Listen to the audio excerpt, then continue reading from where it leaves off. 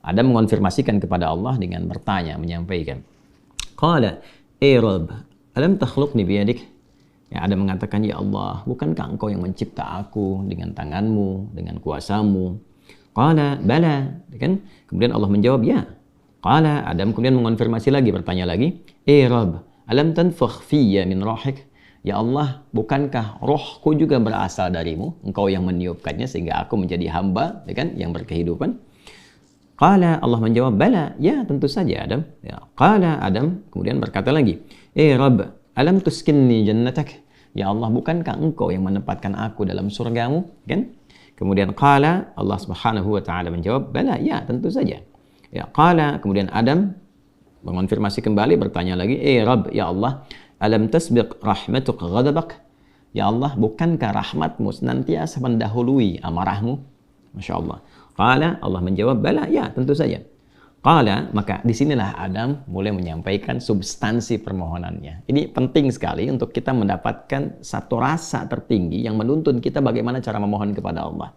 Baik, maka Adam kemudian menyampaikan, Ara'ait in ana tubtu wa aslahtu, araji'i anta ilal jannah.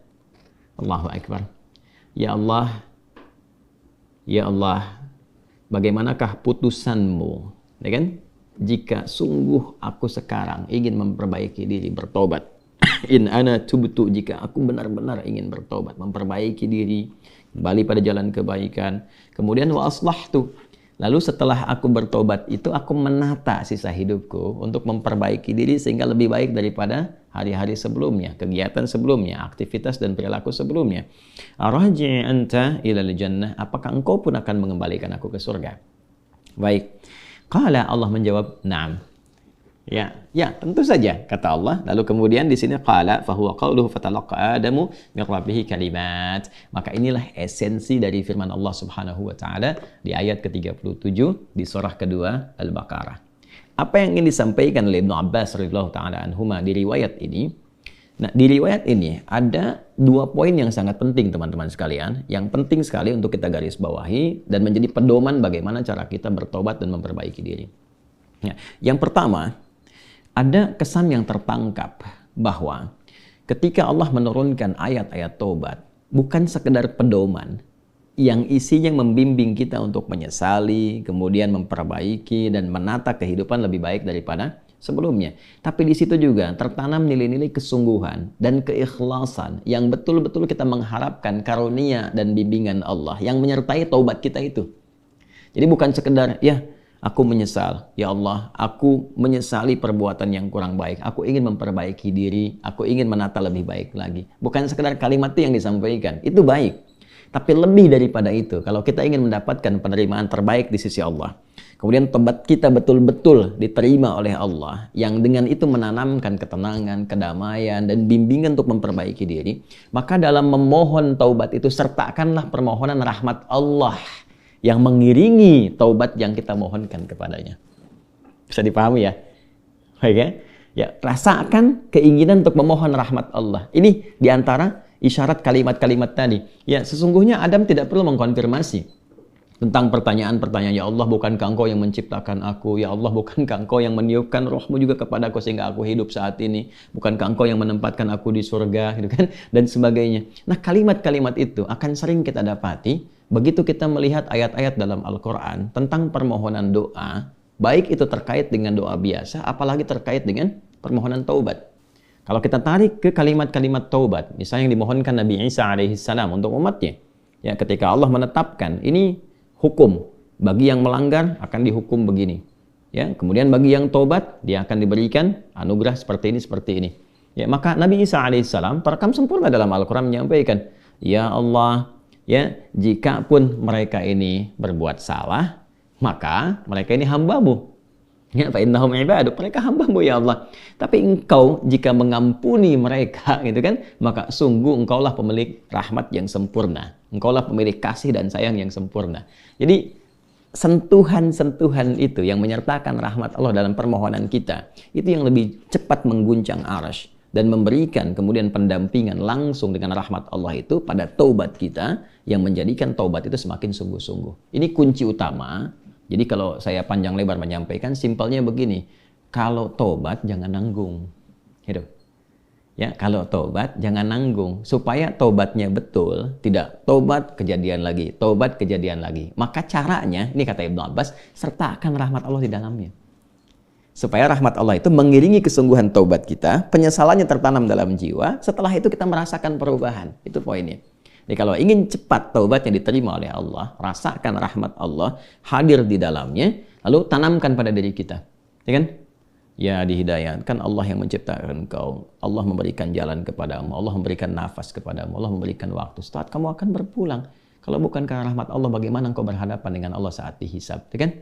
Lalu kita balikan, ya Allah, engkau yang menciptakan aku. Engkau yang memberikan kehidupan kepadaku. Engkau yang memberikan jalan-jalan kepadaku. Sungguh dalam keadaan ini aku hambamu yang engkau maha tahu banyak berbuat maksiat. Tapi aku pun menyadari betapa besar rahmatmu yang melampaui murkamu. Maka dengan semua rahmat aku mohon, ya Allah, bimbing hamba untuk bertobat, memperbaiki diri sebelum berpulang kepadamu. Nah, kalimat-kalimat itu dalam. Itu poin yang pertama.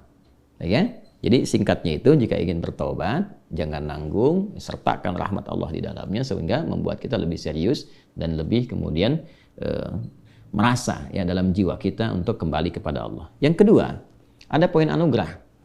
Ya, orang-orang yang tobatnya serius, yang benar untuk memperbaiki diri, bukan sekedar formalitas dia bertobat ya dengan istighfar misalnya, walaupun di situ pasti ada jalan kebaikan.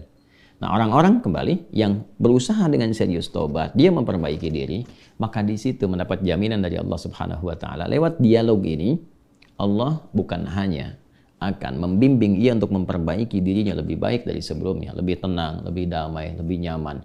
Jadi ingat ya, taubat itu hal yang pertama Allah berikan, itu bukan materi dunia dulu. Bukan kedudukannya langsung naik, begitu tidak.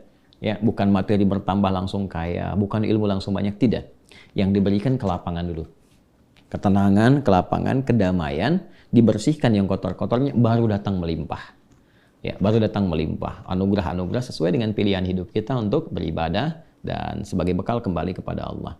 Nah, nanti kalau benar taubatnya dan memperbaiki diri, diberikanlah kelapangan itu, lalu ditempatkan di kondisi lebih baik dari sebelumnya. Ya, ini yang dimaksudkan kalimat di sini.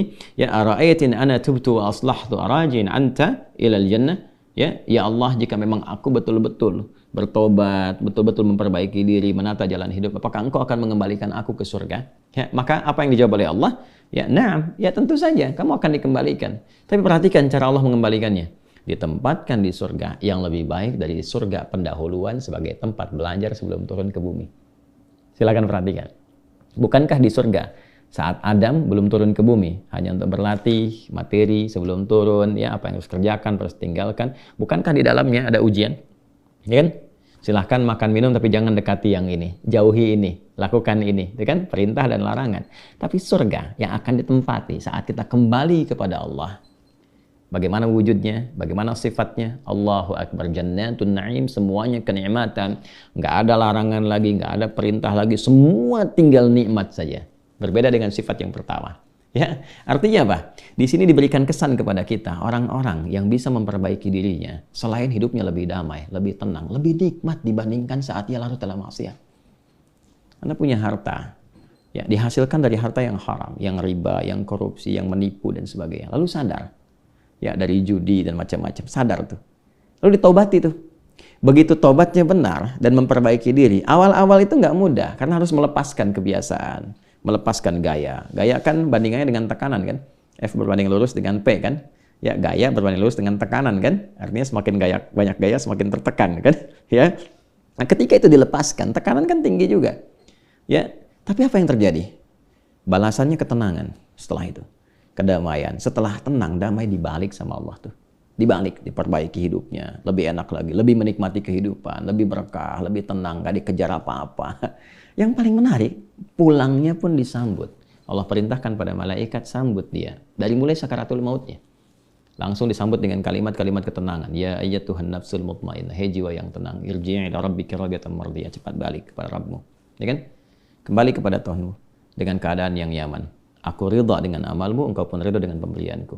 Kemudian apa? Fadkhuli fi ibadi wadkhuli jannati. Masuk dalam golongan hamba aku siapkan surga untukmu. Nah, surga yang diinformasikan dalam sakaratul mautnya, aku siapkan surga untukmu. Itu lebih indah, lebih baik dari semua kemewahan yang pernah ia rasakan di dunia. Dan itu nggak ada bandingannya. Walaupun setetes. Walau setetes. Itu poinnya. Jadi, bertobat itu mesti punya motivasi. Ya, jadi kalau nggak ada motivasi, sulit kita melakukan itu. Motivasi terbaiknya adalah, nih, mau sampai kapan larut dalam maksiat? Bagaimana kalau sedang bermaksiat itu wafat? Ketika sudah menyadari itu, cepat perbaiki, cepat bertobat. Begitu tobat itu dilakukan dengan benar, janji Allah turun. Ya, selain dibimbing, diberikan ketenangan, kedamaian, dibalikin lagi, lebih nikmat dari sebelumnya. Lalu dibimbing mendapatkan sesuai dengan bekalnya. Kalau ilmu dikuatkan dia, supaya cari surga dengan ilmunya. Kalau kedudukan diatur, supaya tidak mendapatkan kedudukan dengan nyogok, dengan korupsi, kan? Dan macam-macam. Naik itu. Sesuai dengan maslahat dia. Dan kalaupun dapat harta dengan cara yang benar, nggak usah nipu, ya, nggak usah korupsi, nggak usah macam-macam gitu. Dapat dia ditempatkan sampai dia jaga sampai wafat aja. Begitu meninggal, dapat yang terbaik, lebih indah dari suasana yang dia dapatkan sebelumnya. Itu spiritnya.